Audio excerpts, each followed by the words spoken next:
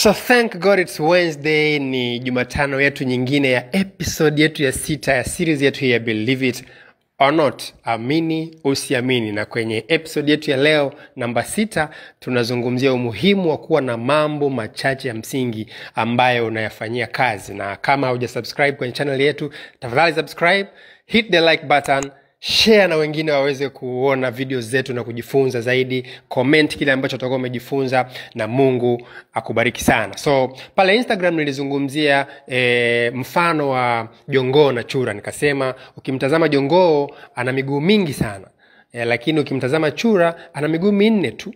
Lakini vipi kuhusu speed? Speed ya chura ni kubwa siku zote kuliko speed ya jongoo. Na nikamalizia kwa kusema, ndugu yangu, wingi wa miguu sio sawa na ukubwa wa speed. So leo nataka tuzungumzie faida 6 za kuwa na mambo machache unayoyafanyia kazi kwenye maisha, badala ya kuwa na rundo la vitu vingi ambavyo unaonekana unavifanyia kazi, lakini kumbe unajikuta uko kama jongoo tu ambaye anaonekana kwamba ana move kweli kweli, yuko busy kweli kweli, miguu yake iko busy kweli kweli, lakini speed yake ni ndogo kweli kweli. Na hivyo ni muhimu sana kwako pia kutazama maisha yako kwa namna hiyo, kwamba je, katika safari yako ya mafanikio hii kuna malengo unayo, kuna ndoto uko nazo, kuna maono uko nayo, lakini hapa ulipo kwa sasa ni mambo mangapi ambayo unayafanyia kazi? Usipokuwa makini unaweza ukajikuta unataka kufanya kazi kwenye kila kitu, na hiyo inaweza ikakupotezea muda pasi nawe kufahamu. Sasa kuna faida 6 za kubaki na mambo machache ya msingi ambayo unayafanyia kazi kukupeleka kwenye mafanikio unayoyataka. Faida ya kwanza ni kwamba kuwa na mambo machache ya msingi unayoyafanyia kazi kuna kuondolea kitu kinaitwa decision fatigue, uchovu wa maamuzi. Decision fatigue, uchovu wa maamuzi. Okay? Unapokuwa na mambo mengi ambayo unayafanya, unapokuwa na maamuzi mengi ya kuchukua, unapokuwa na tasks nyingi, majukumu mengi yamerundikana, brain yako, ubongo wako huaga unaanza kupungua uwezo wa kufanya maamuzi kwa sababu ya ule wingi wa mambo. Na hiyo inasababisha unakuwa na maamuzi ambayo sio bora, hayana tija zaidi. Kwa nini? Kwa sababu ubongo wako badala ya kufocus na mambo machache, sasa una mambo mengi ya kufanyia maamuzi. Pasipo wewe kufahamu, ubongo wako unakuwa drained, unakuwa unapunguziwa uwezo wake. Unakuwa unafanya kazi ya kukusaidia kufanya maamuzi kwa kiwango cha chini, kwa sababu tu una mambo mengi ambayo yanatakiwa kufanywa maamuzi. Na hii inaweza ikakuletea uchovu wa fikra, uchovu wa akili. Unakuwa na akili ambayo imechoka muda wote. Na inakupunguzia pia uwezo wako wa kufocus na mambo ya msingi, na uwezo wa kutunza mental energy, ile energy ya ubongo wako, energy ya fikra zako kwa ajili ya mambo ambayo ni ya msingi zaidi kwenye maisha yako, the things which truly matter. Kwa hiyo unajikuta hilo ni jambo la msingi sana. Kwa hiyo punguza mambo unayofanyia kazi ili usiwe na uchovu wa maamuzi. Ubongo wako usiwe na uchovu kwenye kufanya maamuzi. Ubaki na mambo machache ambayo unatakiwa kuyafanyia maamuzi. Na hapa nitakupa mfano ambao watu wengi labda huwa hawafahamu, kwamba watu wengi waliokishafanikiwa kuna baadhi ya mambo ambayo wameshaamua kwenye maisha. Nitakupa mfano, mavazi. Watu wengi waliofanikiwa hasa kwenye high level wanapunguza kabisa wanapunguza uwezo wa kufanya maamuzi kwenye kila kitu. Kwa kuna vitu vingine anakuwa ameviamua vya moja kwa moja. Kwa mfano mavazi, anaweza akaamua kusema kwamba mimi nitakuwa navaa t-shirt tu na jeans basi, na t-shirt zangu mimi zitafanana rangi, ili nisipate shida kwamba leo nivae rangi nyekundu au nivae. Na mambo mengi ya msingi ambayo natakiwa ni ya katekate, niwe nafanyia kazi machache mpaka yaishe. Sasa haya mambo ya msingi hayawezi kuathiriwa na mimi kuamua asubuhi nivae nguo ya blue au nivae nguo nyekundu au nivae ipi. Unaweza kupata mfano wa watu wa aina hiyo. Suti, nitavaa suti ya rangi hii au ya aina hii. Basi, kwa hiyo haitatokea siku apite sehemu kwenye maduka alafu aone suti ya rangi nyingine aseme natamani tena suti ya rangi hii. No, ameshafanya maamuzi hayo ya kwamba mimi nguo zangu zitakuwa ni aina hii. Tunamfahamu wengi Mark Zuckerberg, na kuna dress code anayo ambayo ndio imemtambulisha duniani. Kuna aina fulani ya kuvaa ambayo anayo, na kuna matajiri wengi tu wakubwa na ambao wameamua, ama watu tu maarufu wengine ambao wameamua kuweka aina hiyo ya maamuzi kwamba mimi mtindo wangu wa nywele utakuwa huu, mimi mtindo wangu au gari yangu itakuwa hii, sibadilishi, mimi nguo zangu, mavazi yangu, muonekano wangu utakuwa huu. Unaweza kaona hiyo maana yake unapunguza rundo la vitu vya kufanyia maamuzi ili kuepuka hiyo decision fatigue. Kwa hiyo unakuwa ni mtu ambaye ubongo wako unafanyia kazi maamuzi ya mambo machache tu. So huo ulikuwa ni mfano wa faida ya kwanza ya kubaki na mambo machache ya kuyafanyia maamuzi. Faida ya pili ya kubaki na mambo machache ya kuyafanyia maamuzi ama ya kuyafanyia kazi kwenye maisha yako ni kwamba inakusaidia kupata nafasi ya kitu kinaitwa deep work. Deep work ni nini? Deep work ni kwamba ukitaka kufanikiwa inabidi ujenge tabia ya kuwa na masaa kadhaa au dakika kadhaa kwenye siku yako ambayo una focus na mambo machache ya msingi, na hizo dakika au hicho kipindi ni distraction free. Distraction free kwa maana ya kwamba hauna kitu chochote ambacho kinakutoa kwenye hiyo focus, kwenye hiyo concentration. Kwa maana nyingine, hata simu zako unaweza ukazimute, ama unaweza ukaweka airplane mode, ama ukazima kabisa, ama ukaweka sehemu ambayo ni mbali nayo ulipo. Kwa maana nyingine ni kwamba chochote kile ambacho kingeweza kukuondoa kwenye concentration unakiweka kando ili upate hiyo nafasi ya kufanya kazi kwa kina, deeply. Ndio maana ya kuita deep work. Kwa hiyo sasa ukiwa na mambo mengi ni ngumu sana kupata nafasi ya kuwa na deep work. Lakini ukibaki na mambo machache inakusaidia kuwa na hizo moments na hizo nyakati za kuwa na mambo machache ambayo unayafanyia kazi kwa kina. Na hayo mambo machache unayofanyia kazi kwa kina ndio yanakuletea tija na ndio yanakupelekea kwenye mafanikio ukiwa na mwendelezo wa kufanya namna hiyo. Kwa hiyo faida ya pili ya kubaki na mambo machache, miguu minne tu kama chura badala ya kuwa na rundo la miguu kama jongoo, faida namba 2 hapa nimezungumza ni kwamba inakupa nafasi ya kupata nyakati za kuwa na wakati wa kufanya kazi kwa kina, mambo machache unayofanyia kazi kwa kina ama deep work. Hiyo ni faida ya pili. Faida ya tatu, inaongeza ufanisi kwenye mambo yako. Kubaki na mambo machache ambayo ni ya msingi, ambayo unayafanyia kazi kwenye maisha yako, inakuongezea ufanisi ama productivity.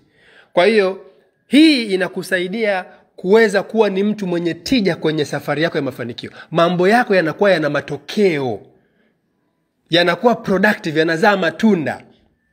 Na hapa nitatumia mfano wa kanuni moja inaitwa the Pareto principle. Huyu ni mtu anaitwa Pareto, aliwahi kuja na hii principle akasema hivi: 80% ya matokeo yako hutokana na 20% tu ya juhudi zako. Yaani 80% ya matokeo unayoyapata kwenye maisha yako huwa inatokana na 20% tu ya juhudi zako. Kwa maana ya kwamba unaweza kuwa na juhudi ya kufanya mambo mengi sana, lakini juhudi zako zote ni 20% tu ya hiyo juhudi ndio ina uwezo wa kukupa 80% ya matokeo unayoyataka.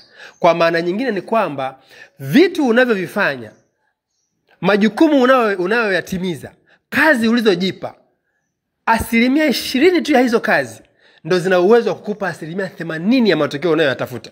Unaweza kaona jinsi ambavyo ni muhimu kumbe kutafuta na kujua hivi vitu 20% vichache hivi ambavyo ndio vinaniletea matokeo makubwa ni vitu vipi? Ni 20% tu ya hivyo vitu ndio ina uwezo wa kukupa matokeo 80% ya matokeo unayoyatafuta.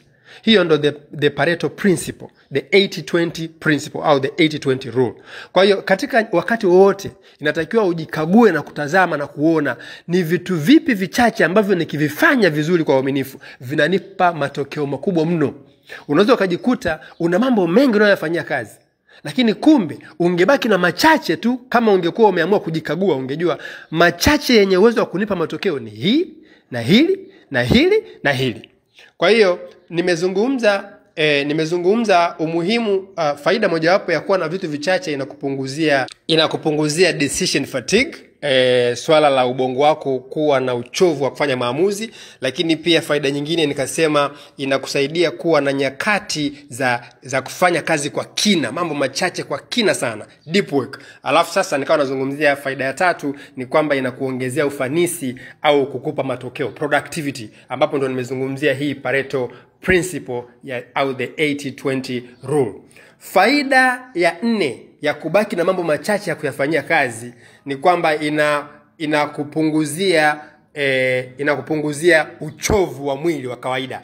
Unapokuwa na mambo mengi unayoyafanyia kazi, pamoja na kwamba brain inaweza ikawa inachoka kufanya maamuzi, lakini pia mwili mzima tu unaweza ukawa unachoka, ukajikuta ni mtu ambaye una uchovu kwa sababu una vitu vingi sana unavyovifanyia kazi, ama una vitu vingi mno unavyovifikiria. Kwa mfano ule ndio utoa kwamba kuna watu ambao wameshafanya maamuzi kwamba mavazi yangu mimi yatakuwa ni haya. Wewe ambaye unawaza asubuhi nywele zako uzilaze huku au uzilazie huku, kesho uziweke hivi au uziweke hivi, yani hapo brain inafanya kazi kwenye nywele, alafu inafanya kazi kwenye labda mafuta gani utumie, inafanya kazi kwenye nguo gani uvae, umachishe na nini, hasa kwa upande wa dada, umachishe mkanda wako na labda na mkoba vifanane, na viatu viweje. Yani kila siku kuna maamuzi mapya ambayo ni maamuzi ambayo yanahitaji ubongo ufikirie, ufanyie kazi. At the same time bado kuna simu unatakiwa upige, bado kuna unatakiwa uongee na nani, bado kuna kazi zako za kufanya. Kwa hiyo unajikuta una rundo la mambo ambalo linakufanya hata mwili mzima unakuwa unachoka. Kwa hiyo unajikuta ni mtu ambaye hauko na ufanisi kwenye maisha kwa sababu ya uchovu. Kubaki na mambo machache ya kuyafanyia kazi kuna kupunguzia mzigo wa mwili wako kuchoka. Kwa hiyo mwili wako unakuwa hauchoki kwa sababu una vitu vichache tu unavyovifanyia kazi. Faida namba 5 ya kubaki na mambo machache ya kuyafanyia kazi kwenye maisha ni kwamba inakupelekea kuwa na matokeo ambayo yana ubora mkubwa. Haupati tu matokeo. Kule juu nimezungumzia kwamba inakusaidia kupata matokeo. Hapa nazungumzia sio tu matokeo, bali matokeo yenye ubora mkubwa. Unaweza ukasema high quality outcomes, matokeo yale ambayo ni high quality, yana ubora mkubwa sana. Kuna tofauti ya kuwa tu na matokeo na kuna tofauti ya kuwa na matokeo ambayo yana ubora mkubwa. Sawa sawa na mtu ambaye amezunguka Dar es Salaam nzima anatafuta wateja, afu matokeo yake amepata wateja tu wachache ambao hata hawajampa pesa nyingi. Alafu na mmoja ambaye ameamua kuchagua wateja wachache tu high class, alafu ameconcentrate nao, amefocus nao, alafu amepata pesa nyingi zaidi kwa wateja wachache. This is why unaweza kaona kwamba kuna mtu anaweza akawa anafanya biashara, anadili na wateja wachache tu lakini anaingiza pesa nyingi, na mwingine anauzia kila mtu. Ulishaona machinga anauziaga watu wangapi? Wachache, wawili? No. Anauzia watu wengi. Lakini angalia quality ya matokeo yake. Angalia kiwango cha pesa anachopata kwa siku. Alafu angalia mtu ambaye yuko tu dukani kwake anauza iPhone. Anaweza kauzia wateja wawili tu au mmoja tu kwa siku, na akawa na hela nyingi kuliko yule machinga ambazo ameziuza hata mwezi mzima. Sija hata mwezi au si miezi mingapi. Sio, unanielewa vizuri? Mteja huyu mmoja tu wa iPhone, faida yake ikawa ni kubwa kuliko machinga ambavyo ameuza labda muda mrefu sana. Kwa hiyo ni muhimu sana kujua unapobaki na mambo machache. Ni sawa sana hiyo mifano tu ndio itoa hapa kusaidia kuweza kuelewa vizuri mfano wa machinga na huyu mtu anayeuza labda iPhone. Ni kwamba kubaki na mambo machache ya msingi unayofanyia kazi inakusaidia kupata matokeo yenye ubora mkubwa, kwa sababu unakuwa hauna divided focus. Ukiwa una focus ambayo iko divided, huku unataka kufocus na hiki, huku unataka kufocus na hiki, matokeo yake unajikuta unafanya makosa mengi na wakati mwingine ambayo hukuyatarajia. Lakini ukiwa hauna divided focus yako kwenye mambo machache, maana yake unakuwa na full attention kwenye mambo machache na unaweza ukaleta matokeo ambayo yana ubora mkubwa kabisa. Na jambo la 6 na la mwisho kwenye episode yetu hii ya Believe It or Not, ya umuhimu wa kubaki na mambo machache kwenye maisha ya kuyafanyia kazi. Jambo la sita ama faida ya sita ya kubaki na mambo machache ya kufanyia kazi kwenye maisha ni kwamba kubaki na mambo machache kuna kusaidia haraka zaidi kutimiza malengo yako na ndoto zako kwenye maisha. Na hii ni kwa sababu unapokuwa umebaki na mambo machache ambayo kama tulivyokwishaona unaweza ukafocus nayo na yakakupatia matokeo na matokeo yenyewe yakawa bora, sasa kuna kitu kinaitwa compounding effect. Inakuwa matokeo bora yanapandiana. Matokeo bora ya jana yanapandiana na ya leo, na ya kesho yanakuja kupanda kwenye matokeo ya leo na ya jana. Matokeo ya kesho kutwa yanapanda kwenye matokeo ya kesho na ya leo na ya jana na ya juzi. Kwa hiyo compound effect. Kwa hiyo inakuwa kama vile mambo yanazaana, matokeo mazuri, matokeo bora na matokeo bora, matokeo bora. Baada ya muda unajikuta na matokeo bora makubwa zaidi, na malengo yako yanakuwa yanatimia na ndoto zako zinakuwa zinatimia. Hizo ndizo faida 6 za kubaki na mambo machache kwenye maisha na kuyafanyia kazi badala ya kuwa na rundo la mambo. Unataka kufanya kila kitu, kila siku, kila wakati, kila mwezi, kila mwaka. Unajikuta unakuwa ni mtu unayechoka sana, lakini tija yako ni ndogo na matokeo yako ni hafifu, na malengo yako siku zote yanakuwa kama vile hayatimii. Kama vile wewe ni mtu ambaye haupambani. Kumbe unapambana sana, lakini una mambo mengi kama miguu ya jongoo, badala ya kubaki na mambo machache kama tu miguu ya chura ambayo ni minne, lakini speed yake ni kubwa kuliko speed ya jongoo. Kama umependa chochote, basi nikuone hapo kwenye comment, lakini nakumbusha usisahau kusubscribe, hit the like button, share link na watu wengine waweze kujifunza, na tuonane katika episode yetu nyingine ya Believe It or Not. Mungu akubariki sana.